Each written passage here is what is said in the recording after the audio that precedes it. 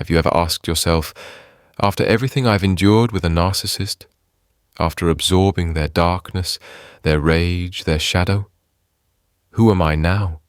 If you've clicked on this video, it's because that question burns inside you. And the truth is, the world rarely gives you the answer. Society calls you too sensitive, too fragile, or codependent. But here's the urgency. If you keep believing that story, you'll miss the deeper reality. Because what you've gone through is not a random tragedy. It's an ancient initiation. Carl Jung discovered that when the empath is forced to carry the narcissist's shadow, it activates the most profound psychological process a human can undergo, the alchemy of individuation. What looks like the end of you is, in fact, the beginning of who you were always meant to become. So if you're here, you've already made a rare choice. You're seeking truth instead of settling for shame.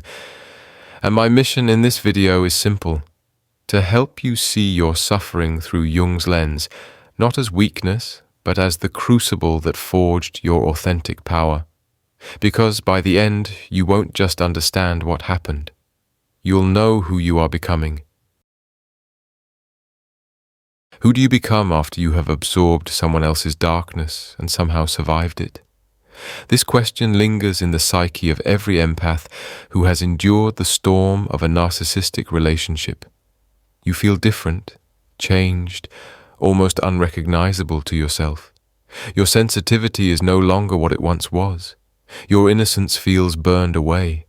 And yet, deep down, you sense that this loss is not the end of your story, but the beginning of something far more profound.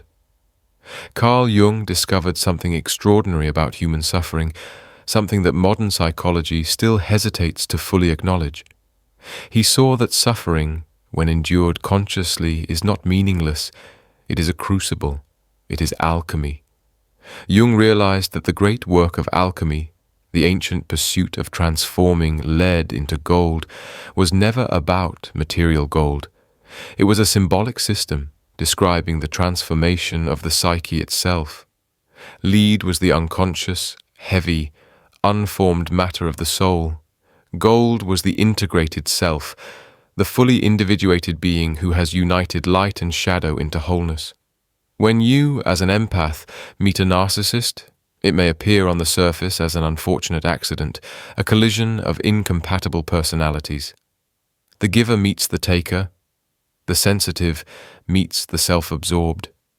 But Jung would have said otherwise. He would have called this encounter an archetypal initiation, a profound collision that serves the hidden purposes of the psyche itself. The narcissist, pathologically identified with their mask, cannot bear their own darkness. They cast it out, project it onto others, and rage against it as if it were foreign. You, the empath, with your porous boundaries and unfinished ego, unknowingly absorb this projected shadow. You feel it in your body. You carry it in your soul. And at first it feels like poison. It feels like you are drowning in someone else's shame, rage, and unworthiness. But here is the truth. That descent is not meaningless. It is alchemy in motion. You are entering the first stage of the great work, the Nigredo, the blackening, the dark night of the soul. It feels like destruction, but it is transformation. It feels like death, but it is initiation. This is why you feel so different after surviving. You did not simply leave a bad relationship. You passed through an initiation as old as humanity itself. You were dissolved, broken down, reduced to ashes so that something entirely new could emerge. You are part of a rare group of human beings who have undergone this archetypal process. You are not broken. You are not weak. You are an initiate of psychological evolution. And this is the question we will return to again and again until it answers itself in your soul. Who do you become after absorbing the narcissist's darkness and surviving? If this content is making sense to you, click the subscribe button and subscribe to the channel. Thank you for your support. For most of your life, you were told a story about yourself that was not true.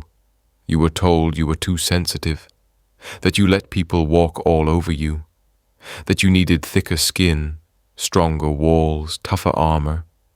Maybe you were told you were weak. Maybe you internalized the shame of being different, of feeling more than others seem to feel. Society does not understand the empath. Mainstream psychology, for all its progress, often reduces your lived experience to pathology, codependency, people-pleasing, anxious attachment. These labels are not entirely wrong, but they are incomplete. They live on the surface of something much deeper. Jung discovered that the empath is not weak, but unindividuated. Your ego, the center of your conscious identity, did not finish its developmental task of separating from the unconscious. You remained porous, boundaryless, merged with the emotions and energies of others. In Jung's words, you lived in participation mystique, a state where the boundary between self and other is blurred. This is why you can walk into a room and feel the tension before a word is spoken. This is why someone else's grief can make you weep as if it were your own. This is why a narcissist's shame can suddenly feel like the deepest truth about your worth. Society calls this weakness. Jung called it a sign of unfinished development, but he also recognized its potential. What appears to be fragility is, in fact, the raw material of transformation. Here is what the world does not understand. Your sensitivity is not a flaw. It is an evolutionary function. You are designed to absorb, to carry, to feel. But until you pass through the crucible, you cannot wield it consciously. Instead, you are tossed by it, consumed by it, overwhelmed by it. That is why your life before the narcissist felt like a constant battle between giving too much and losing yourself entirely. And then came the narcissist. On a surface level, it seemed like a disaster, a catastrophic mismatch. But on a deeper, archetypal level, it was the psyche's way of forcing you into the very process you had avoided. The narcissist projected their shadow into you, and because your boundaries were porous, you carried it. You became a container for what they could not face. This nearly destroyed you. It made you question your sanity, your worth, your very existence. But from a Jungian perspective, it was the beginning of the great work. This was the Nigredo, the breaking down, the dissolution, the blackening. It was the death of your old self, the collapse of your fragile persona, the end of your unconscious way of being. So when people tell you, you should have known better, or you're too sensitive, or you just attract toxic people, understand that they are speaking from a shallow perspective. They do not see the alchemy. They do not recognize the initiation. You are not too sensitive. You are not broken. You are not cursed to repeat endless suffering.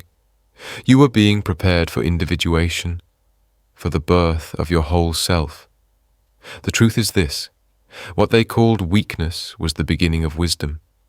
What they called fragility was the doorway to strength. What they called codependency was, in fact, the alchemical crucible in which your gold would be formed. When you feel ashamed of your sensitivity, remember this: Jung discovered that sensitivity to the unconscious is the raw material of the most profound transformation. You are not defective. You are evolutionary. Picture an alchemist's laboratory. A sealed vessel called the vas bene clausum is placed over a roaring fire. Inside it, the base matter is heated until it breaks down, dissolves, putrefies. To the untrained eye, it looks like ruin. But to the alchemist, this is the sacred beginning. This is how transformation begins. Your relationship with the narcissist was that vessel. You were sealed in, unable to escape. The fire was their rage, their projections, their relentless assaults on your worth. And inside that vessel, your old self began to dissolve. Every insult, every manipulation, every gaslight was not just cruelty, it was heat. It was the flame that dissolved the fragile structures of your ego. You began to doubt everything about yourself. Your identity corroded. Your sense of self-worth putrefied. You felt like you were disappearing into nothingness. This experience was not just psychological abuse, it was psychic contamination. Because of your porous boundaries, you did not just endure mistreatment, you absorbed the narcissist's projected shadow. You carried their shame, their self-loathing, their buried rage. It entered you as if it were your own. And under the weight of this poison, you felt yourself collapsing. From the outside, it looked like breakdown, and it was. But from the perspective of alchemy, this was the Nigredo, the necessary blackening, the breaking down of the old so that the new can be born. The alchemists rejoiced when the matter turned black, because they knew it meant the work had truly begun. And so it is with you. In this stage, you felt worthless, hopeless, lost. You felt as though you were being annihilated. But what was really dying was not your soul. It was your old identity. It was your fragile persona, your naive belief in endless giving, your unconscious dependence on being needed. These structures could not carry you into individuation. They had to die. This is why you felt like you were going mad. You were not going mad. You were being dismantled. You were not failing. You were dissolving. This was the putrefaction, the mortificatio, the death that precedes rebirth. Society tells you to avoid pain at all costs, to numb it, escape it, bury it. But Jung knew the truth. He knew that the only way to transformation is through the fire. He said we must be able to stay with suffering long enough to let it do its work, to endure the blackening without running. You did this. You endured. You may not have known what was happening, but your psyche did. The self, the true center of your being, used this relationship as the hammer, as the fire, as the sealed vessel. It shattered you, not to destroy you, but to initiate you. So when you look back at the darkest nights of that relationship, when you remember the tears, the confusion, the despair, do not call it meaningless. Call it alchemy. Call it initiation. Call it the Nigredo. Because that darkness was not just an accident. It was the soil in which your new self is being born. After the blackening comes the whitening. In the ancient texts of alchemy, the Nigredo was always followed by the Albedo, the moment when light begins to emerge out of the darkness, like the first silver dawn after a night so black it felt eternal. For you, this moment arrives quietly, often after the relationship has ended. At first you are numb, disoriented, emptied. You wonder if you will ever feel whole again. But then something shifts. One day, perhaps in the middle of remembering yet another cruel exchange, a thought pierces through the fog. Wait, that wasn't mine. That shame wasn't mine. That rage wasn't mine. This is the aha, the moment of clarity. It may come suddenly, or it may creep in slowly like moonlight dissolving shadows. But once it arrives, it cannot be unseen. Jung called this stage the Albedo, symbolized by the white dove, the reflective light of the moon. Psychologically, it is the stage of separatio, the sacred act of separating what belongs to you from what does not. You begin to see with cool detachment.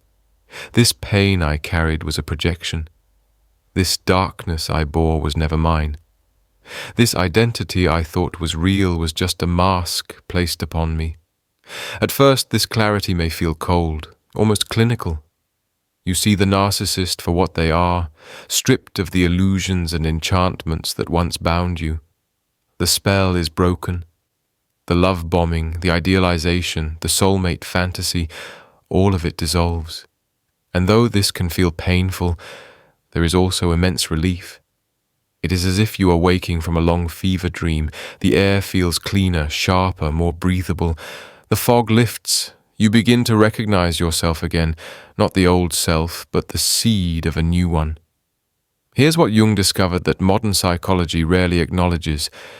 This stage of clarity is not just cognitive healing. It is symbolic purification. the psyche is cleansing itself, washing away the contamination of projection. It is as if your soul is being bathed, your vision scrubbed clean.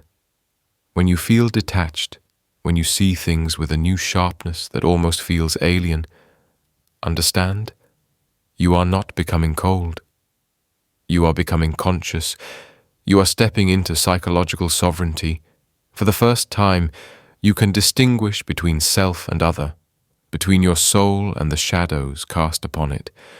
This is why the albedo feels both liberating and lonely. You no longer live in the narcissist's nightmare, but you also no longer live in your old illusions. It is a liminal state, a transitional dawn. The light is cool, reflective like the moon. It shows you truth, but it does not yet warm you. You have clarity, but not yet passion. Still, this moment is sacred. The alchemists would have celebrated it as proof that the work was progressing. Jung would have told you, this is the sign that the psyche is doing its work. The Nigredo has been endured, and now the whitening begins. So when you realize that darkness was never mine, hold that as a holy truth. It is the beginning of your rebirth. Clarity alone is not enough. You cannot live forever in the cold light of detachment. Life demands warmth, passion, embodiment. This is why the alchemists spoke of the final stage, the Rubedo, the reddening. If the albedo is the moonlight of truth, the Rubedo is the sunlight of life. It is the return of fire, of blood, of energy. Symbolized by the phoenix rising from ashes, it represents the full integration of opposites. After clarity, you begin to feel your passion return. At first it surprises you, a sudden laugh that feels real, a spark of anger that is clean, not poisoned, a surge of desire for life. These are not the compulsive emotions of your old porous self. They are conscious, embodied expressions of your individuated soul. This is the stage when your compassion transforms. No longer is it naive, boundless or compulsive. No longer do you give to be needed. Now your compassion has teeth. It is paired with discernment, with boundaries, with the wisdom of your wounds. You become what Jung and later thinkers called the wounded healer, not a martyr who bleeds endlessly, but a healer whose authority comes from surviving their own descent. In Rubedo, you become both tender and fierce. You can sit with another's suffering without being consumed by it, because you have already sat with your own. You can love deeply without dissolving, because you have forged boundaries in the fire. You can say yes with all your heart, and no with equal conviction. This is not a return to your old self. That self died in the Nigredo. This is the birth of a new self, centered not in the fragile ego or the porous persona, but in the self, the archetypal core of your being. Your center of gravity shifts. You no longer orbit the needs of others. You no longer seek validation through being indispensable. You no longer confuse carrying someone's shadow with love. Instead, you live from within. The self, the gold of alchemy, the true center, becomes your anchor. From this place, life becomes richer, warmer, more embodied. Your emotions are not enemies, but guides. Your intuition is not a curse, but a compass. Your empathy is no longer a wound. It is a power. Jung described this integration as the conjunctio oppositorum, the union of opposites. Spirit and body, light and shadow, compassion and strength, all united in one psyche. This is the Rubedo, the reddening, the birth of wholeness. So when you feel your fire returning, do not fear it. Do not mistake it for relapse. It is not the compulsive flame of your old ways. It is the sacred fire of individuation. You have died and been reborn. You are the phoenix. You are the philosopher's stone. You are gold. Many stop at this point. They survive the Nigredo. They taste the clarity of the albedo. They feel the warmth of the Rubedo. And yet cycles repeat. New narcissists appear. Old patterns resurface. Why? because survival is not enough, clarity is not enough, even integration of compassion and boundaries is not enough. The deepest task remains shadow work. Jung warned that the empath's greatest danger lies in ignoring their own shadow. For too long, you have believed your role was to be the selfless one, the healer, the rescuer. But beneath that identity lurks your own disowned aspects, parts of you that colluded in the dynamic. This is hard truth, but it is liberating truth. Why did you stay? Why did you tolerate so much? Why did you carry so willingly? Because part of you wanted to. Part of you derived meaning, control, even power from being the savior. This is the empath's shadow. The hidden will to power disguised as selflessness, the avoidance of your own life by focusing on someone else's wounds, the fear of your own aggression masked as endless peacekeeping. Owning this shadow does not mean blaming yourself for abuse. The narcissist bears responsibility for their choices, but shadow work means recognizing your unconscious participation, the parts of you that needed this ordeal in order to awaken. Robert A. Johnson once said, "Unless we do conscious work on it, the shadow is destined to control our lives. For the empath, this means cycles of martyrdom, endless rescuing, and repeated entanglements.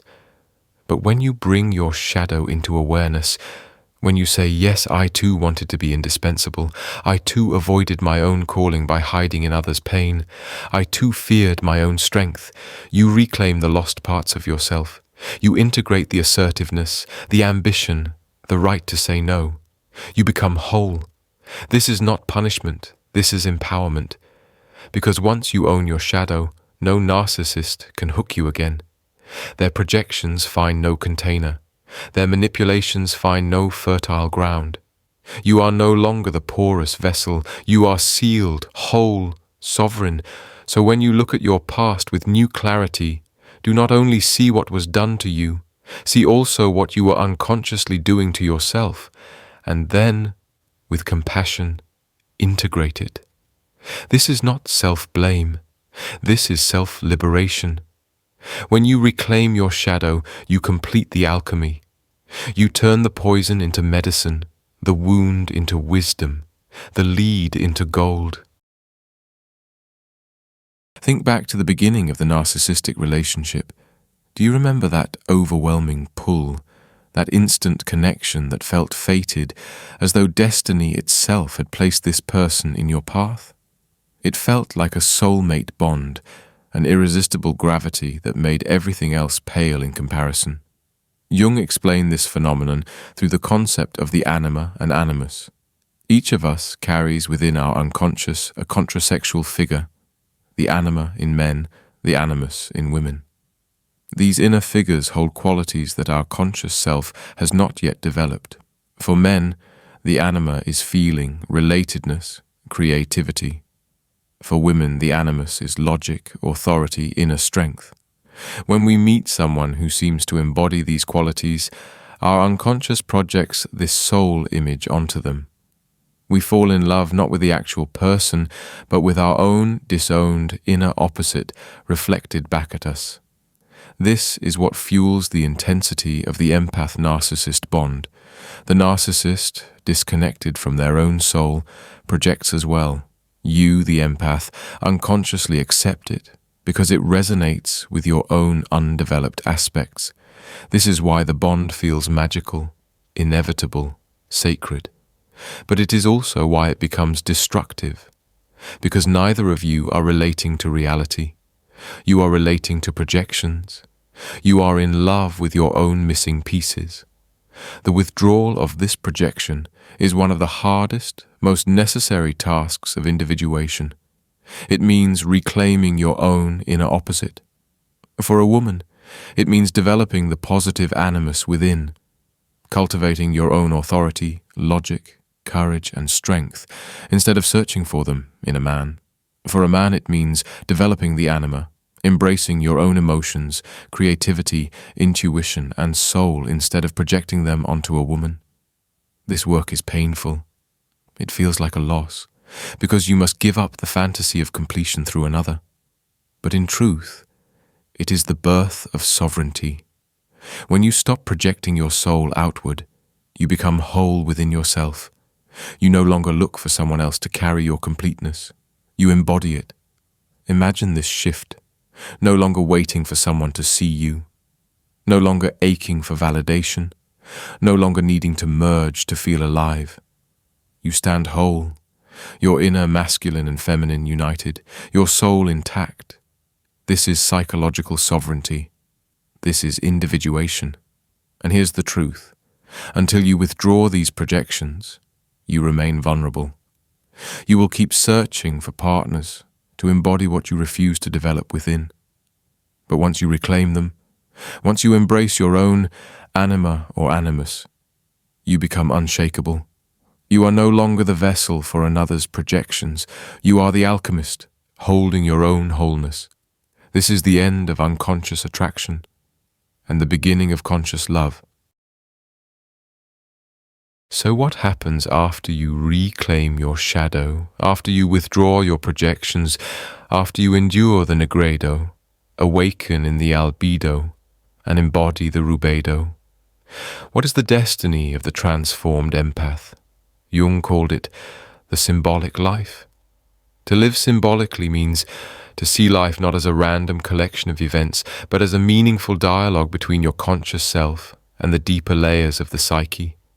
It means recognizing that your dreams are not just noise, but messages, that synchronicities are not coincidences, but communications from the self, that every challenge, every relationship, every joy and sorrow is part of a larger archetypal story unfolding in and through you. Before individuation, your life was banal. It was driven by unconscious archetypes, by the need to be needed, by the projections of others, by the illusions of soulmate bonds. You lived reactively, pulled this way and that by unconscious currents. But after individuation, your life becomes symbolic. You live consciously, guided by the self, the true center of your psyche. This is the greatest gift of surviving the narcissistic ordeal. The narcissist, without knowing it, forced you into the underworld of your own unconscious. They shattered your old life, burned your illusions, dissolved your fragile identity, and out of that destruction the self emerged as the new center. Living symbolically means that you no longer measure your worth by others' approval. You no longer search for wholeness outside yourself. You no longer flee from your shadow. Instead, you walk through life aware, connected, awake. You become a witness not just to your own soul, but to the archetypal forces shaping humanity itself. And here is the evolutionary significance. You are not just personally transformed. You are part of the collective evolution of humanity. By integrating your shadow, by withdrawing projections, by living symbolically, you embody what Jung believed to be the future of human consciousness, the union of opposites, the integration of light and dark, the wholeness of the self. This is why your suffering mattered. This is why your sensitivity was not a flaw, but an evolutionary trait. You are a pioneer of consciousness. Your life is no longer survival. It is symbolic participation in humanity's unfolding story. Every gift carries its dangers. Jung warned of two particular risks after transformation: inflation and petrification. Inflation happens when the ego identifies with the self. After enduring the crucible, you may feel chosen, superior, elevated above others. This is a trap. Superiority is not wholeness. It is another mask, another persona. True individuation humbles because you realize you are both vast and limited, divine and human. If you begin to feel superior, remember, wholeness is balance, not hierarchy. Petrification happens when, in protecting yourself from future harm, you harden your heart. You vow never to trust again, never to love again, never to open. This too is a trap. Healing does not mean becoming stone. It means reopening, but from strength, not naivety. It means saying yes when you choose and no when you must without guilt or compulsion. The responsibility of your gift is not to become a savior, nor to isolate in superiority. It is to embody balance, compassion with discernment, openness with boundaries, light with shadow. Your gift is not for martyrdom, nor for ego. It is for service, not service in the old sense of losing yourself, but service in the new sense of embodying wholeness, so others may see that transformation is possible. In relationships, this means navigating differently. With narcissists, it means recognizing projection and refusing to carry it. With healthy people, it means relating authentically, without merging or manipulation. With yourself, it means honoring your needs as sacred, not selfish. The responsibility is heavy, yes, but it is also liberating. You are no longer at the mercy of unconscious cycles. You are no longer a vessel for others' shadows. You are no longer living someone else's story. You are living symbolically, consciously, authentically. This is the true responsibility of individuation, to be whole, and in being whole, to help humanity evolve. And so we return to the beginning. The question that started it all. Who do you become after absorbing the narcissist's darkness and surviving? You began this journey as an empath, porous, boundaryless, vulnerable. You entered the crucible of a narcissistic relationship and were dissolved in the black fire of Nigredo. You thought you were being destroyed, but in truth, you were being prepared. From the blackness, you rose into the albedo, the whitening, the clarity that revealed. The darkness was never yours. From that clarity you entered the Rubedo, the reddening, where life returned, passion rekindled, and the self emerged as your center. You integrated your shadow, withdrew your projections, and claimed your wholeness. You are no longer just an empath. You are no longer just a survivor. You are an initiate, a wounded healer, a bearer of light forged in darkness, a living symbol of transformation. This is who you become. And now, when you feel different, misunderstood, out of step with society, remember, it is because you are different. You are evolutionarily advanced. You carry the future of human consciousness within you. You embody the integration of light and shadow, the wholeness of the self. You are not broken. You are not weak. You are not too sensitive. You are gold. This is the completion of the circle. The question is answered. And yet the journey continues, because individuation is lifelong. You will spiral deeper, again and again, into new layers of shadow, new layers of wholeness. Each cycle will refine you further. Each cycle will reveal more gold. So walk forward with humility, with courage, with fire. Live symbolically. Live authentically. Live as the alchemist you have become. Because this is not just your healing. It is your destiny. And through you, it is humanity's evolution.